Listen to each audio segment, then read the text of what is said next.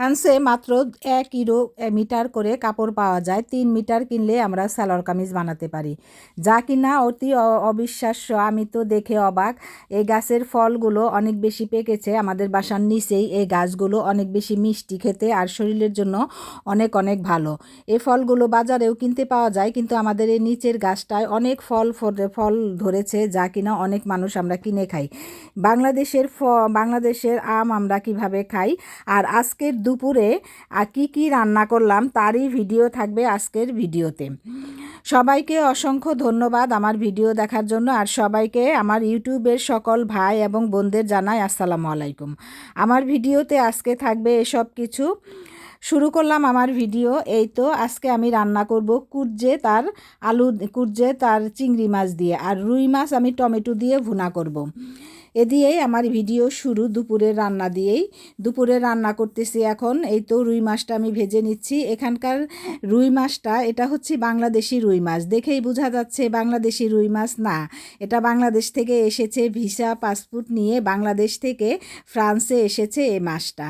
বাংলাদেশের কোনো নদীতে, হয়তো দূর কোনো নদীতে হয়েছে, কোনো বাংলাদেশের কোনো জেলে এই মাছটা নদী থেকে ধরেছে। তারপর ফ্রান্সে এটা প্লেনে করে এসেছে। আসার পরে আমাদের রিজিকে ছিল বলে এখন আমরা মাছটা রান্না করতেছি। এই মাছটা একদম আস্ত মাছ, 10 কেজি 15 কেজি যত অনেক বড় বড় মাছ সম্পূর্ণ ফ্রোজেন করা ফ্রিজে থাকে, খোসা সহ ফ্রোজেন করা থাকে। তারপর সেখান থেকে আমরা মাছটা পছন্দ করে তারপরে ওজন দিয়ে সে মাছটাকে মেশিনে কেটে আমরা এভাবে পিস পিস করে নিয়ে আসি। সেগুলো আঁশ সহই থাকে, আঁশ সহই মেশিনটা এত শক্তিশালী যে মাছের আঁশ সহ মাছটা এরকম পিস পিস করে কেটে ফেলে। সে মাছ যখন নিয়ে আসার পরে ঝুরঝুরে করে তো এভাবে আমরা ফ্রিজে রেখে দেই। সেটা অনেক দিন ধরে খাওয়া যায়, একদম ফ্রোজেন করা পাথর করা থাকে মাছটা। যখন আমরা এটা ফ্রিজ থেকে বের করি পিস পিস করে, আমাদের যে কয় পিস লাগবে তখন আমরা সে কয় পিস বের করে পানিতে ভিজিয়ে রাখি। পরে একটু নরম হলে মাছের যে আঁশটা আছে সেটা আমরা হাত দিয়ে মানে চিমটে চিমটে আর কি আঁশটা ফেলে দিই।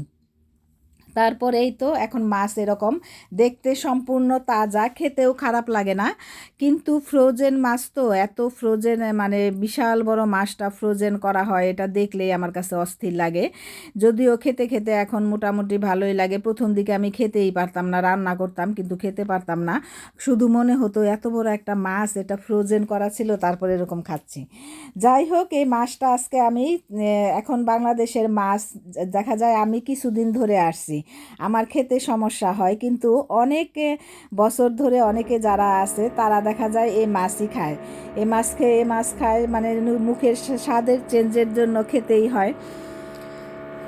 এই তো এই মাছটি আমি শুধু টমেটো দিয়ে আর মশলা দিয়ে, এটা আমি আদা রসুন দিয়ে যেভাবে আমরা বড় মাছ ভুনা করি শিখতে এভাবে ভুনা করব, পানি ছাড়া একদম কম আছে ঢাকনা দিয়ে অনেকক্ষণ দিয়ে জাল দিয়ে আমি এই মাছটা ভুনা করব। তাছাড়া খেতে আসলে ভালো লাগে না। এই বড় মাছগুলো তো আমরা বাংলাদেশে থাকলেও দেখা যায় তরকারি দিয়ে তেমন খাওয়া হয় না, ভুনা করেই খাওয়া হয়। আর এটা ফ্রোজেন মাছ, এটা তো ভুনা করে খেতেই হবে। ভাতও আমি বসিয়ে দিছি এখানে। বলে রাখা ভালো, এখানে 4টা চুলা আছে, আমি 3টা চুলা ধরাইছি। অনেক সময় 4টা চুলা আমরা অনেক সময় ধরাই, আজকে 3টা চুলা ধরিয়ে আমি রান্না করতেছি। একসাথেই রান্নাটা হয়ে যাবে, সব কিছু একসাথেই করে দেখা যায় যে ধীরে সুস্থে হয়েই যায়। কম আছে থাকে, যদি কোনোটা কম আঁচ কোনোটা বেশি আছে, এভাবে দিয়ে লিমে মানে ব্যালেন্স রেখে রান্না করলে একসাথে খুব তাড়াতাড়ি রান্নাটা হয়ে যায়। যা খুবই ভালো লাগে একসাথে 4টা চুলা এরকম। যাই হোক, এই তো রান্না বান্না করতেছি। আর ফ্রোজেন মাছটা যদিও মানে খেতে দেখা যায় শরীরের জন্য ভালো না, তারপরও আমরা কি করব, রুচির জন্য। আমরা তো আর বাঙালি, আমরা শরীরের কথা কেউ চিন্তা করি না, আমরা চিন্তা করি আমাদের মুখে কি ভালো লাগে। সেটা যেভাবেই হোক, রসিয়ে হোক কষিয়ে হোক, যেভাবে হোক। আমরা তো আর ফরাসি না, আমরা ফরাসি দেশে থাকি কিন্তু ফরাসি না। আমরা রসিয়ে কষিয়ে ভেজে ভুজে তারপরে মাছ খাবো, সেটা আমাদের শরীরের জন্য ভালো হোক আর না হোক, আমাদের ভালো লাগে আমরা খাবো।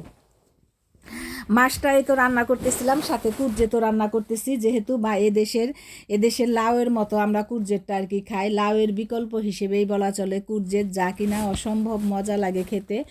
আর এই মাছটা এই মানে কুরজের যেটা যেটা আছে এটা দুইটা কালারে পাওয়া যায়, সবুজ আর সাদা। আজকে আমি সবুজ, একদম কুচকুচে সবুজ একটা কালার, সেটা রান্না করতেছি।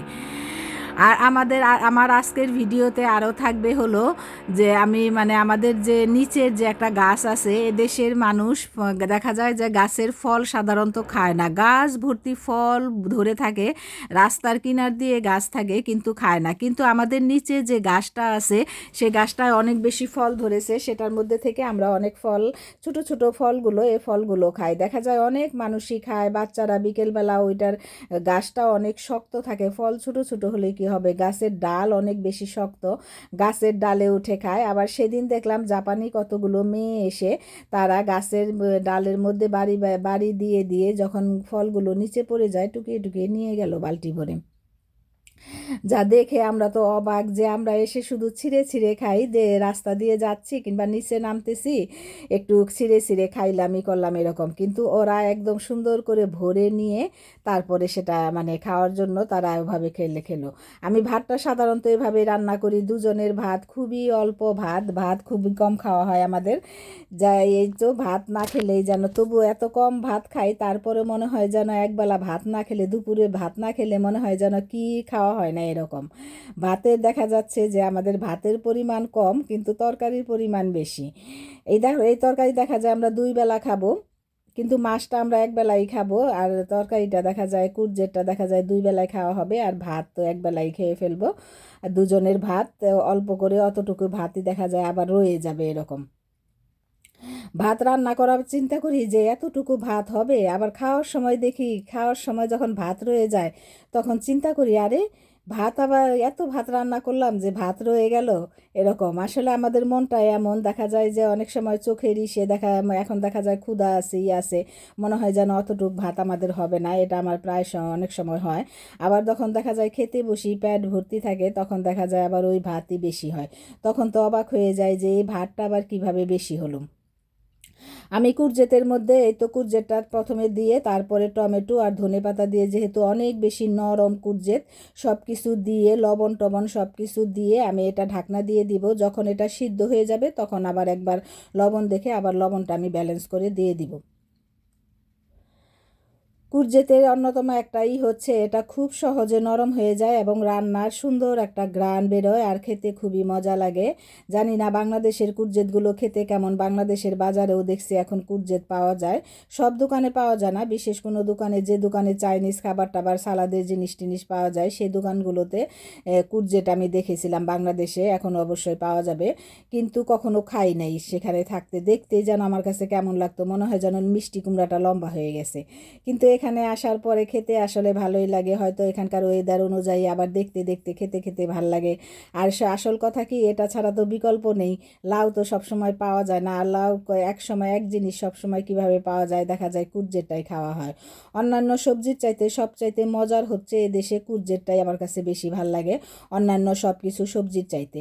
আরও সবজি আছে যেমন ব্রোকলি আছে, ব্রোকলি তো আর মাছ দিয়ে রান্না করে খাওয়া হয় না, সেটা দেখা যায় সিদ্ধ করে খাওয়া হয় কিংবা ভাপে দিয়ে হালকা ভাজি করে সেটা খাওয়া হয়। সেটা তো এইভাবে মাছ দিয়ে আমরা কখনো রান্না করে খাই না, মানে ব্রোকলিটা শুধু সিদ্ধ করে আর হলো হালকা ভাজি, রসুন দিয়ে হালকা একটু মরিচ দিয়ে, কাঁচা মরিচ দিয়ে ভাজি করি। এই তো আমার মাছ রান্না হয়ে গেছে। সব রান্নার ফাঁকে ফাঁকে আমি সব কিছু ধোয়া টোয়াও সব কিছু শেষ করে ফেলছি। আর আমার অন্যতম বৈশিষ্ট্য হচ্ছে আমি মাছ তরকারি যেটাই রান্না করি কেন বাটিতে বেড়ে পাতিলটা আমি আবার ধুয়ে ফেলি, এটা না হলে যেন হয় না। তাড়াহুড়া করে রান্না করে আমি আবার নিচে এসে ফল খাওয়ার জন্য আসলাম, অনেক বেশি রোদ, যেহেতু ভিডিও করব, ফল খাওয়াটা ভিডিও করব, এই জন্য আমি ভাবলাম যে রোদের মধ্যে আসি। রোদের মধ্যে না আসলে ওই ছোটো ছোটো ফলগুলো দেখাই যাবে না। এদেশের গাছের পাতাগুলো এত বেশি, কিছু কিছু গাছের পাতা মানে বেশিরভাগ গাছের পাতায় এত ঝাঁকড়া থাকে যা কিনা খুবই একদম মানে গাছের নিচে অনেক বেশি ঠান্ডা আর অন্ধকার থাকে। যার জন্য আমি ভাবলাম যে দুপুরবেলা রোদের মধ্যে আসলে এই ছোট ছোট ফলগুলো দেখা যাবে, আমি এটা চিন্তা করে আসছি। বাসায় আবার আমার জামাই ওই ফলগুলো ছিঁড়ে নিয়েছিল, সে ফলগুলো আমি খেতে খেতে চলে আসি। এই তো এখন গাছের নিচে যাচ্ছিলাম। আর যখন এই ভিডিওটা আমি করি তখন দুপুর 1টা বাজে। এখন চারোদিকে কোনো মানুষ নেই, অনেক রোদ। আর বাচ্চাদের স্কুল যেহেতু, সব বাচ্চারা স্কুলে, এজন্য খেলতে আসে না। বাচ্চাদের স্কুল যদি আবার না থাকে, দেখা যায় দুই একজন বাচ্চাদের আবার দেখা যায় তারা মাঠে খেলতে আসে। আর স্কুল থাকলে এই দেশে কোনো বাচ্চাকে বাইরে দেখা যায় না, তারা দেখা যায় স্কুলেই ব্যস্ত থাকে। আর মারাও দেখা যায় বাচ্চা না বেরোলে মারা আর কি বেরোবে, তারা আর বেরোয় না। আমি তো প্রয়োজনে বেরোয়েছি। আর সামনে যে লোকটা দেখা যাচ্ছে সে কিন্তু ওই যে ময়লা টুকাইতেছে, মানে ময়লা তো এখান দিয়ে মেশিন দিয়ে নিয়েই যায়। আবার ছোট ছোট ময়লা যেগুলো কিনারে টিনারে থাকে সেগুলো ওই লাঠি দিয়ে, চিমটা দিয়ে হাত দিয়ে তাদের ধরা লাগে না, চিমটি দিয়ে ওই ময়লার ঝুড়িতে তারা রাখে। এই তো আমি গাছের নিচে চলে আসছি। এই গাছটা হচ্ছে একটু ছোট, এই ঝাঁকড়া হয়েছে, এই গাছটা এখনো বড়র দিকে হয় নাই। এই গাছটাই বেশি ধরে না ফল, অল্প অল্প দুই একটা ধরছে।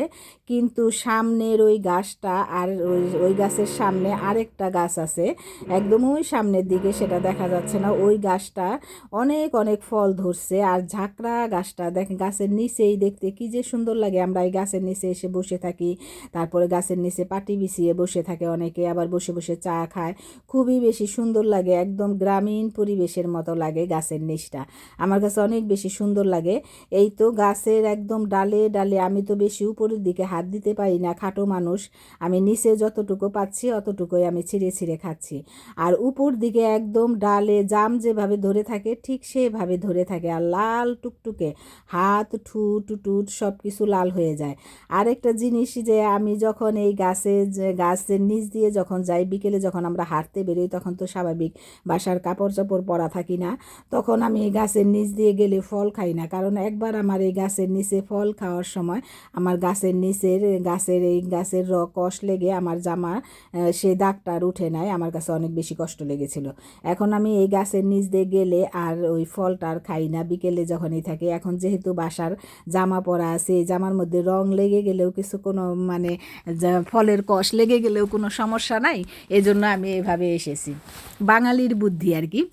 তারপরে এই তো ছিঁড়ে খেলাম আর ভিডিও করলাম আপনাদের জন্য, যে ফল গাছের ভিডিও করলাম এই জন্য। সবাই গাছ থেকে ফল ছিঁড়ে হারভেস্ট করে সবজি ছিঁড়ে হারভেস্ট করে, আমি গাছের ফল ছিঁড়ে খেলাম, হারভেস্ট করে খেলাম।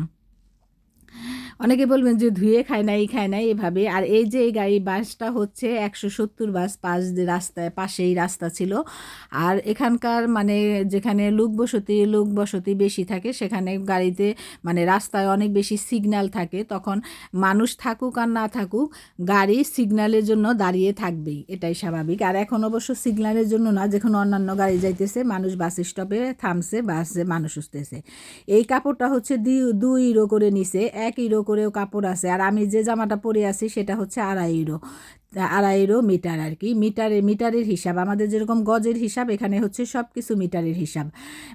এটা 2 ইউরো করে আমি কিনছি, কিন্তু 3 মিটার কেনাতে আমাকে 5 ইউরো দিছে। এভাবেই করা হয়। এই কাপড়টা অনেক বেশি ভালো ছিল।